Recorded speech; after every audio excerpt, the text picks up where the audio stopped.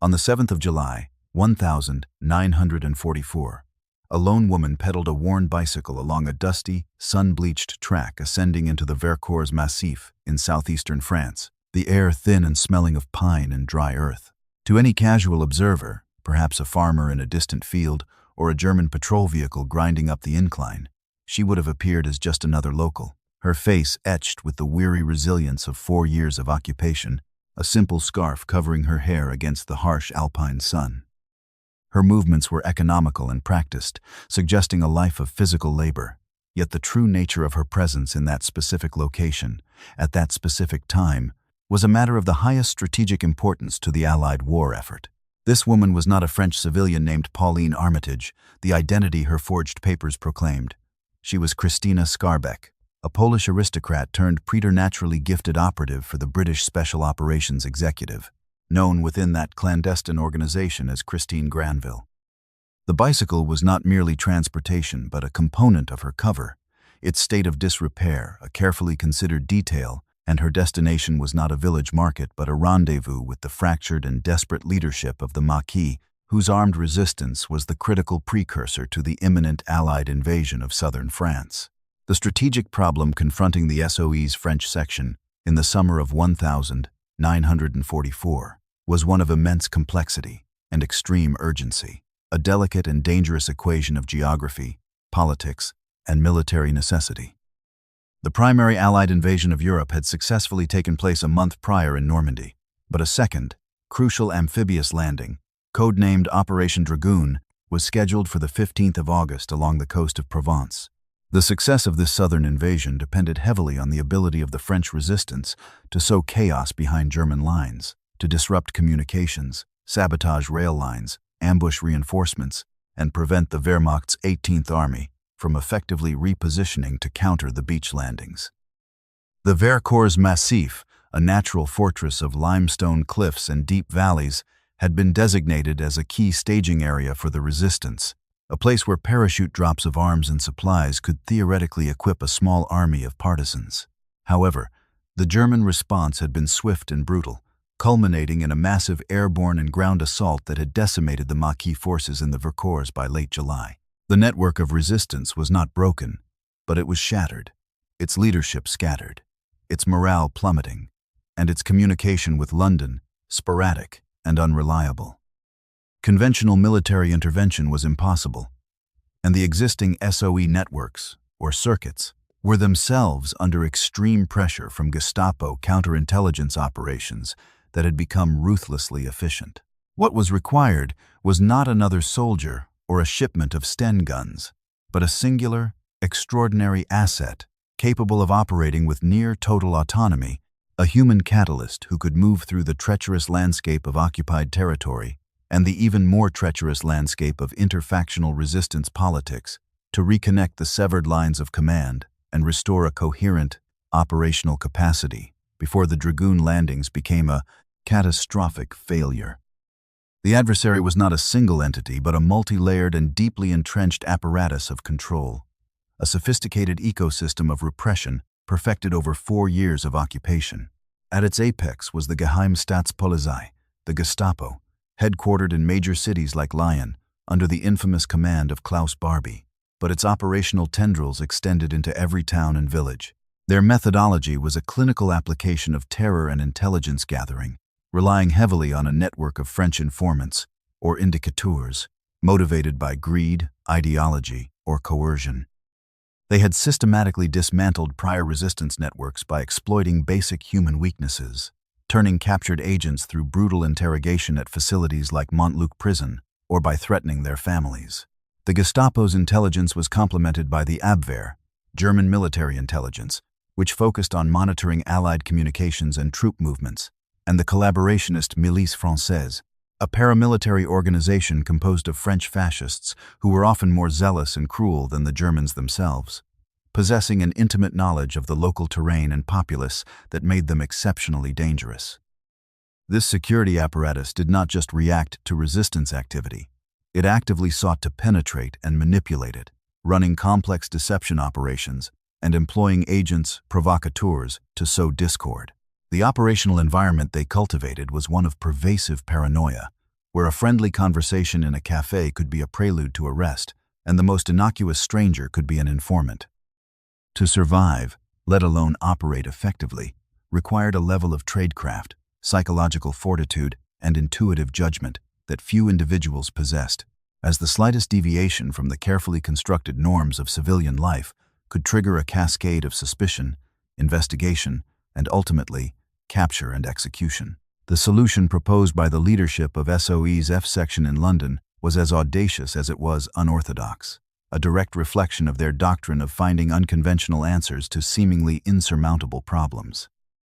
Instead of attempting to insert a new team or rebuild a compromised circuit from the ground up, they elected to dispatch a single agent, Christine Granville, under her established cover name, Pauline Armitage. Her mission was not to lead attacks or conduct sabotage herself, but to perform a far more delicate and arguably more critical function, to act as a personal courier, liaison, and political emissary for Francis Camertz, the commanding officer of the Jockey Circuit, the largest and most important SOE network in southeastern France.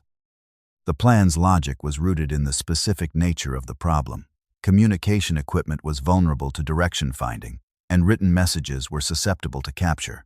But a human agent, with a formidable memory and an innate ability to build trust, could bridge the gaps between Camertz's command and the disparate, often rival, Maquis groups scattered across the Alps.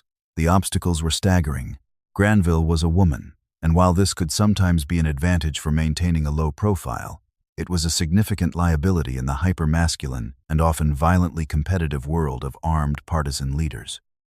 She was Polish, and though she spoke fluent French, her accent was not that of a native, a subtle but potentially fatal flaw that could be detected by a suspicious gendarme or a trained Gestapo interrogator. Furthermore, her physical appearance was striking. She had been a beauty queen in her youth, which made her memorable, a dangerous characteristic for someone whose survival depended on anonymity. The risk of failure was absolute. If captured, she would be interrogated under extreme torture before being executed, and any information extracted from her could lead to the complete collapse of the Jockey network and the compromise of the Allied plans for Operation Dragoon. The preparation for such a mission was not a matter of weeks or months, but the culmination of a life shaped by conflict and a career forged in the crucible of clandestine warfare. Granville's technological and tactical equipment was, by design, minimalistic, reflecting the SOE's understanding that, in deep cover operations, simplicity equated to security. She carried no radio, no bulky codes, and no documents that could not be easily explained or destroyed. Her primary tool was her body, conditioned by years of arduous physical activity, including skiing and hiking, which had begun long before the war. She had been trained in the silent killing techniques developed by William Fairbairn and Eric Sykes, and she perpetually carried a 7-inch Fairbairn Sykes fighting knife strapped to her thigh, a weapon of last resort. For the ultimate eventuality of capture, she, like all SOE field agents, was equipped with an L-pill, a cyanide capsule disguised as a common button or hidden in the hem of her clothing, a final guarantee that she would not break under torture. Her tradecraft was not reliant on advanced gadgets, but on fundamental, time-honored principles: the use of chalk marks on walls as signals, the concealment of microfilm messages within everyday objects like matchboxes, and the mastery of creating and servicing dead letterboxes in innocuous locations, like the hollow of a tree or beneath a loose stone in a church wall. She understood the psychology of checkpoints, the art of projecting an aura of bored indifference or mild annoyance that would deflect suspicion far more effectively than manufactured panic. She had learned to read the subtle atmospherics of a village, to sense when a German patrol was imminent or when the population was gripped by a fear that suggested a recent betrayal. This was the granular, analog reality of her work, a world away from the high-technology intelligence platforms of later eras, a contest of wits where survival was measured in seconds of hesitation or a single misplaced word. Her psychological conditioning was the product of a harrowing apprenticeship in the art of survival. Recruited by the British Secret Intelligence Service in 1939, following the German invasion of her native Poland, her first missions had involved skiing over the treacherous Tatra Mountains in the dead of winter, to act as a courier between the Polish government in exile and the nascent resistance movement in Warsaw. This experience had instilled in her a profound capacity for physical endurance and an almost preternatural ability to navigate hostile terrain and evade capture. She was arrested multiple times by the Gestapo in Hungary and Poland, escaping on each occasion through a combination of breathtaking audacity and psychological manipulation. In one famous incident, she and her operational partner, Andrzej Kowerski, were arrested by the Hungarian police and handed over to the Gestapo. Knowing they faced certain death, Granville bit her own tongue so hard that she began to hemorrhage, feigning the symptoms of tuberculosis, a disease so feared by the Germans that they released her and Kowerski immediately. This was not an act of desperation but a calculated gambit, demonstrating a mind that remained icily analytical under the most extreme duress. SOE's psychological profilers in London assessed her as possessing an unusually high tolerance for risk and an almost complete absence of personal fear, a trait they deemed essential for the type of deep autonomy mission she was being assigned. Her motivation was not abstract patriotism, but a deeply personal and visceral hatred for the Nazi regime that had destroyed her country and her way of life. This intensely personal drive fueled a ruthlessness and a singularity of purpose that made her an exceptionally effective, if at times unpredictable, operative. The construction of her cover identity, her legend, was a meticulous process of weaving a plausible fiction that could withstand scrutiny at multiple levels. The identity of Pauline Armitage was chosen with care. The surname was English, but common enough in France to be unremarkable. Her backstory was that of the French wife of a British officer, now missing in the chaos of war, who had become stranded in the south while trying to reach neutral Switzerland. This narrative provided a logical justification for her presence in the region, her lack of deep local roots, and her occasional linguistic imperfections, which could be attributed to her time spent in Britain with her husband. The legend was supported by a set of high-quality forged documents created by the SOE's forgery section, including an identity card, carte d'identité, ration coupons, and a travel permit, all artificially aged to appear authentic. But the documents were merely the skeleton. Granville herself provided the flesh and blood of the character. She adopted a specific posture, a way of walking and speaking that conveyed the weariness and anxiety of a civilian refugee. She learned to discuss the mundane frustrations of daily life under occupation, the price of bread, the scarcity of firewood, the latest proclamations from the Vichy government with the practiced ease of a native.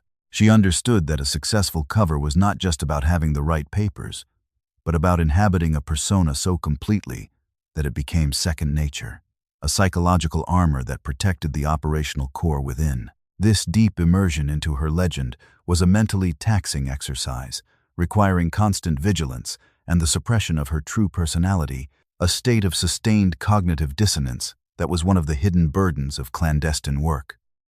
Her insertion into France occurred on the night of July 6, 1944. A parachute dropped from a black-painted RAF Halifax bomber into a remote field in the department of Drôme. The drop itself was fraught with complications that immediately tested her resourcefulness. Strong winds blew her off course from the designated reception committee, and she landed heavily in a field of thorny bushes, far from the signal fires she was meant to find.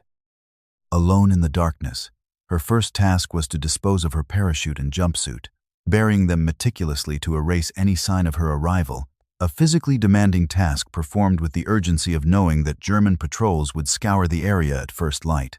With only a compass, a map memorized before the flight, and a small survival kit, she then had to navigate miles of unfamiliar, hostile territory to reach her initial safe house.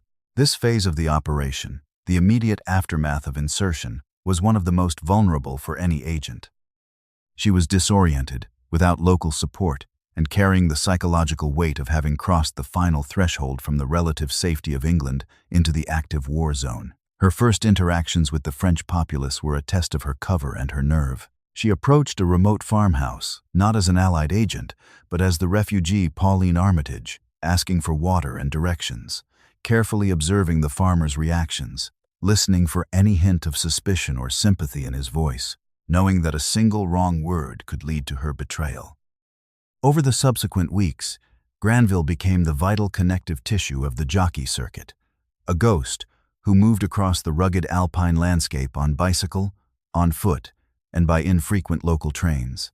Her primary mission was to locate Francis Covert, who was constantly on the move to avoid German tracking teams. She eventually found him after a multi-day trek through mountainous terrain, guided by cryptic instructions passed through a chain of resistance sympathizers. Once contact was established, she began her work as his personal courier. This was not a simple task of delivering messages. It required her to memorize complex operational orders, intelligence reports, and requests for specific supplies, then travel for days through German-controlled territory to reach isolated Maquis encampments.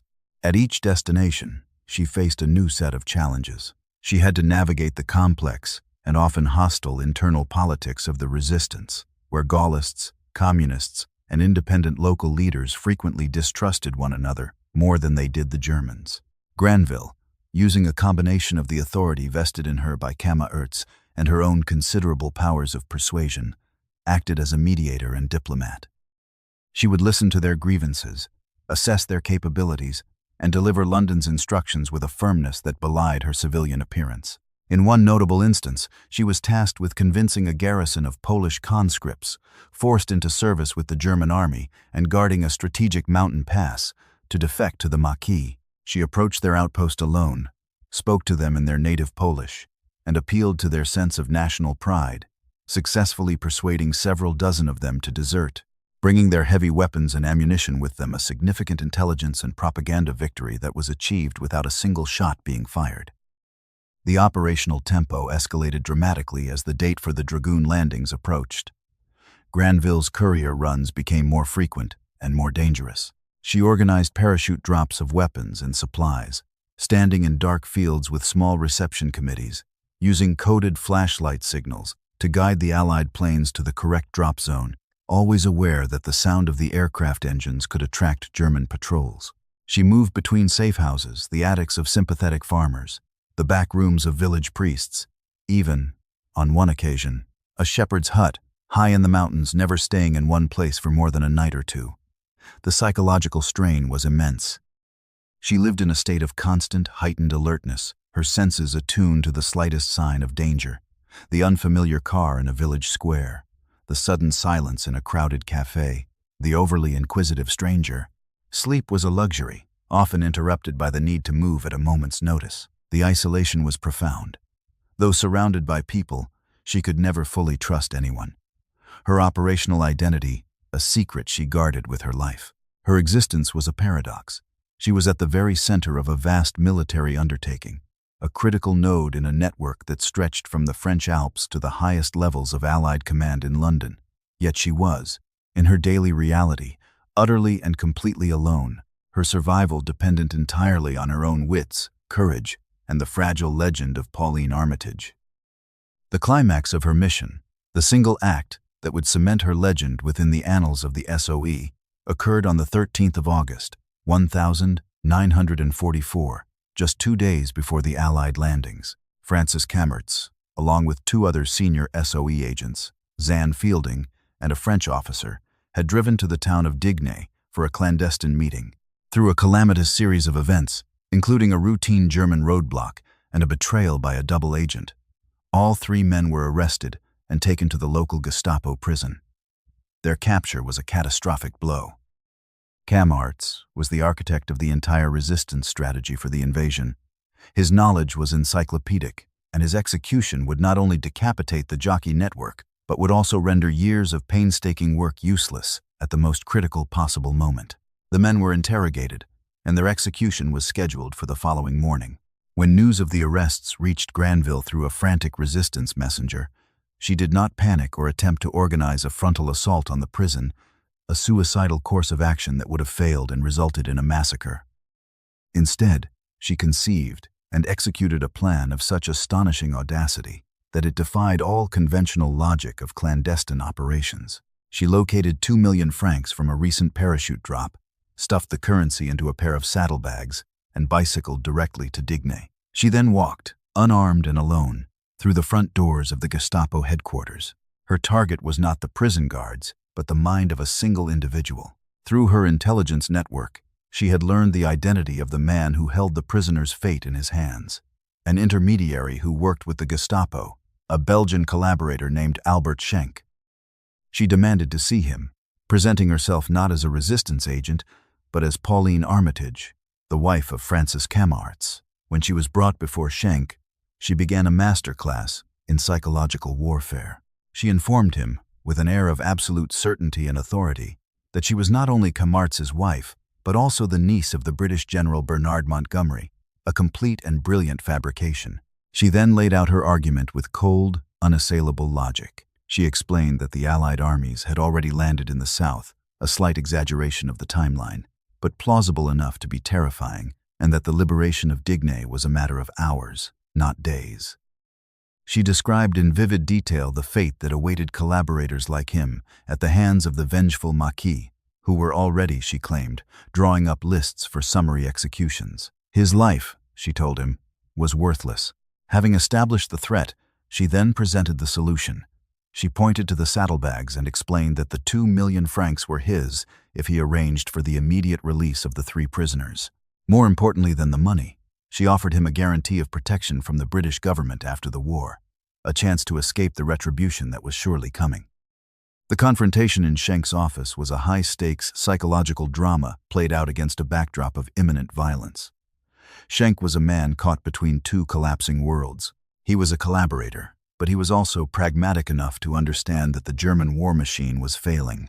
Granville's arrival presented him with a stark choice: loyalty to a losing side, which would end with his capture and execution by the French, or a treacherous act of self-preservation that might just offer him a future. Granville pressed her advantage relentlessly. She never pleaded or begged, which would have been a sign of weakness. Instead, she projected an aura of supreme confidence, acting as if she were negotiating from a position of strength, as if his compliance were a foregone conclusion. She threatened him, telling him that if any harm came to her husband, she would personally ensure that he would be hunted down and killed by Allied special forces, no matter where he tried to hide. The sheer, unmitigated gall of her performance was its most powerful weapon. The idea that a lone, unarmed woman could walk into a Gestapo-controlled building and threaten a ranking official was so outside the normal framework of his experience that it disoriented him. He wavered, torn between the ingrained fear of his German masters and the more immediate, existential fear that Granville had so expertly planted in his mind. For 3 hours, she argued, cajoled, and threatened, never once allowing the mask of the powerful, well-connected British aristocrat to slip. Her performance was utterly convincing. Finally, Schenk broke. He agreed to her terms, arranging for the prisoners to be driven out of the town and released, claiming to his German superiors that the transfer was a routine procedure. Hours before they were scheduled to be shot, Camarts, Fielding, and their colleague were free, their release secured not by force of arms, but by the force of a single woman's indomitable will. The immediate aftermath of the Digne rescue was a frantic but successful effort to manage the fallout and extract the key players. Granville, Camarts, and the other freed agents immediately went to ground, moving through the Maquis network of safe houses to avoid the inevitable German search that would follow the discovery of the deception. True to her word, Granville arranged for Albert Schenk to be protected. He was hidden by the resistance and eventually smuggled out of France to Allied lines, a morally ambiguous but operationally necessary act of honoring a deal made with a collaborator. The preservation of the jockey circuit's leadership proved to be of incalculable value. In the days that followed, Camarts was able to effectively coordinate the partisan attacks on German lines of communication and retreat, providing critical support to the Allied forces advancing from the beaches of Provence. The intelligence they supplied allowed Allied air power to target German troop concentrations with devastating accuracy, accelerating the collapse of the German position in southern France.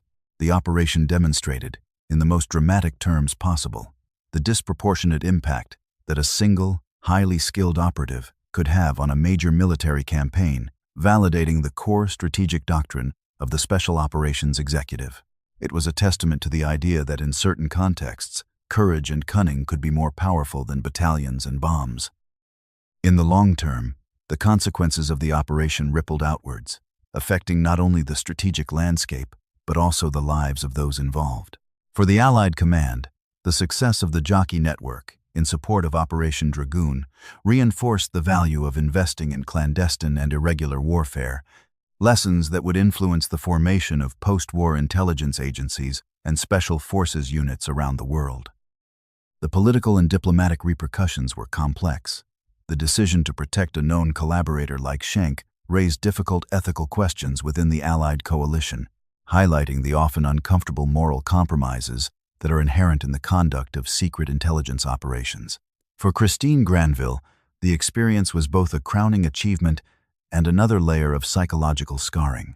While she was decorated for her bravery, receiving the George Medal from Britain and the Croix de Guerre from France, she, like many deep-cover operatives, found it profoundly difficult to transition back to the mundane realities of civilian life after the war.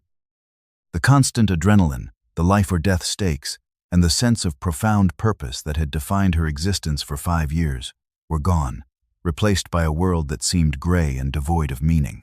The skills that had kept her alive, deception, manipulation, a capacity for ruthless action, were ill-suited for peacetime. Her post-war years were marked by a sense of displacement and restlessness, culminating in her tragic murder in a London hotel in 1952. A violent end to a life defined by violence, a final, delayed consequence of the path she had chosen. Her story serves as a stark reminder of the immense psychological cost borne by those who operate in the shadows, individuals who are forged into extraordinary weapons of war, only to be left to navigate the peace without a map. The ethical questions raised by Granville's methods in Digne remain a subject of debate among military historians and intelligence analysts. Was the act of bribing and promising protection to a collaborator a justifiable means to an end, given that it saved the lives of, or did it represent a moral compromise that tainted the victory, suggesting that in the fight against a monstrous regime, one must sometimes adopt the enemy's own transactional and amoral calculus? At what point does operational necessity override the fundamental principles of justice? Share your thoughts in the comments below. If you found this story compelling, please give this video a like and subscribe to our channel.